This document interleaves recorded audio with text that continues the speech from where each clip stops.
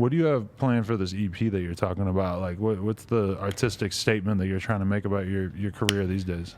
Okay, well, my new EP is kind of like a stepping stone for my album, but this is gonna be like way different, Molly. Like, this is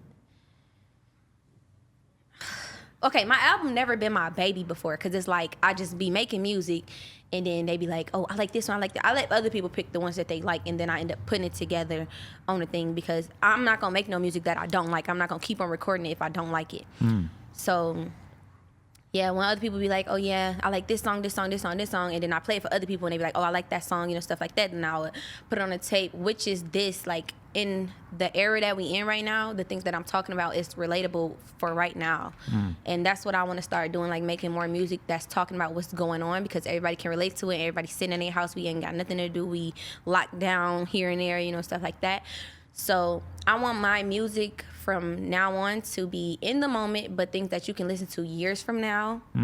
Motivational. I've always grown up loving motivational music, which is like Doughboys Cash Out, Band Gang. Like, even though they be talking about the same shit I be talking about, it's like it's still messages in that shit, because we from Detroit and we understand what we talking about. You feel me? It's not all about killing and I'm gonna pop your ass, shit like that. But it's like, I'll pop your ass if you fuck with my bag. That's really what it is. You know what I'm saying? Yeah, I feel like it's hard for people to understand that, like, music about selling drugs and scamming and stuff really, like, it motivates me to be a better person or to work harder. Work harder. Like, why am I not in this bag? You know what I'm saying? Like, what the fuck? So that's why I be wanting people to listen to my music for, like, motivation. I mean, if people are willing to risk, federal charges and dozens of years in prison to make money, it kind of like puts it in perspective of like, oh, maybe I should really go hard on these interviews today. I should start doing just anything, get my hands into everything.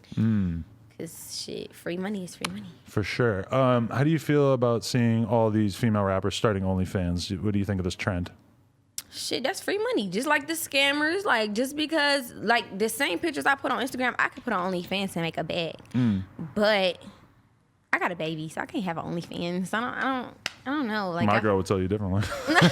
I just feel like if I had an OnlyFans and I'm a celebrity, motherfuckers gonna screen record my shit. They gonna pay for it, screen record it, and put it on a regular internet. Why the fuck would I do that? Like, but you could be like Ruby Rose, who's not showing. Well, I'm not gonna say she's not showing shit, but she definitely ain't showing her pussy or her nipples. But I I show shit on Instagram, so it's like, right. What's the difference? Do you think that it would cause people to put you in a different category and maybe not really check for your music like that? No. I feel like they definitely put you in a different category, but it depends on how you feel about it. I don't give a fuck about what nobody got to say. At the end of the day, it's just me with having OnlyFans. It's just not where my head is at right now. Like, I look at my baby like a little sweetheart. Like, he's so innocent.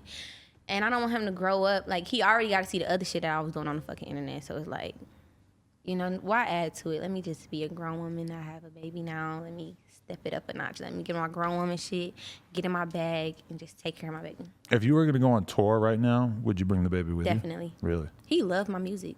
When he hear my music, like, when I play him, like, ABC, okay, just like he was saying earlier, they shouldn't listen to this certain shit, this and that. He don't know what the fuck going on right now. But, like, when he was in my stomach and I had a new single coming out and I was really excited about it, I'm like, listen to the song, I'm rapping it on live, and he kicking the shit out of me. So then I'm like, he must be excited or something. He get out, I played the same song again, and he had talked during the whole song, like he's singing a song. So when I play ABCs, 1, 2, 3s, like little baby stuff, he be singing along with it, like, but in the baby voice type. So I'm like, okay, he liked that music. That means he was liking my music when he was, kicking me and talking when he hear my music. It's crazy hearing how bad they want to talk. So bad. Like, I'm like, what did you say? Say mama. You get them really happy, and then you just, what I noticed is if you make mad vowel noises, like ooh, that's the easiest shit for them to sort of get into. And as soon as you start talking in a monotone, like, hello, dear, how are you doing today? I had a nice day at work. They're like, it doesn't really do it for them because it's not, they can't really tell that those are different words. Yeah, like, what are you talking about? Yeah, definitely. Do you feel like in any way, like like, were you worried before the baby, and are you worried now that this could take away from your career or take away from what you're trying to do? Because I see it with my girl that it's hella hard to balance having a baby and still trying to have a career and make YouTube videos, do whatever. Like, it's a challenge for sure. It's a challenge, but it's definitely not hard. Like, I expected it to be 10 times worse. Like, I thought that, you know, he would be crying while I'm trying to do interviews. You can literally look up interviews that I did on the internet, and he's sitting there just chilling. My baby do not cry unless he hungry, unless he want to be changed.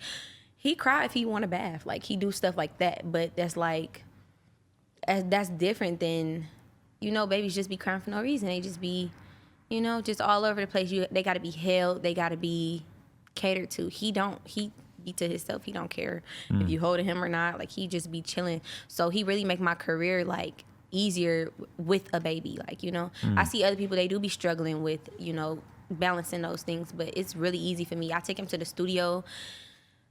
He be everywhere with me if, you know, if I'm around. Like, out of town, you know, this LA, this is different. I don't want to bring him on a 4-hour plane for no reason. Yeah, for no reason. He just gonna be sitting around. I don't want that. But other than that, he's with me at all times, 24/7. That's a beautiful thing. Just, you know, a lot of people, we're so used to rappers like not really having that much to do with their kids. So it's like very good to hear you being so open about it, you know?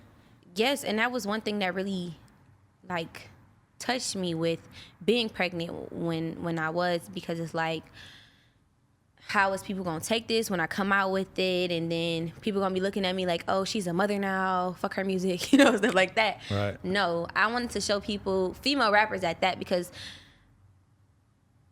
okay, I don't know how to put this, because last time I talked about abortions, it just went all over the place, but I don't really agree with it, you know? I feel like if you sat there, opened your motherfucking legs and let a nigga fuck you raw and he came in, you know, all that type of shit, you signed up for this. Like, that baby didn't ask you, can I come in your belly and be your baby? Like, no, that's not what the fuck happened. You set your ass right there and you did that shit. So you need to take responsibility for it.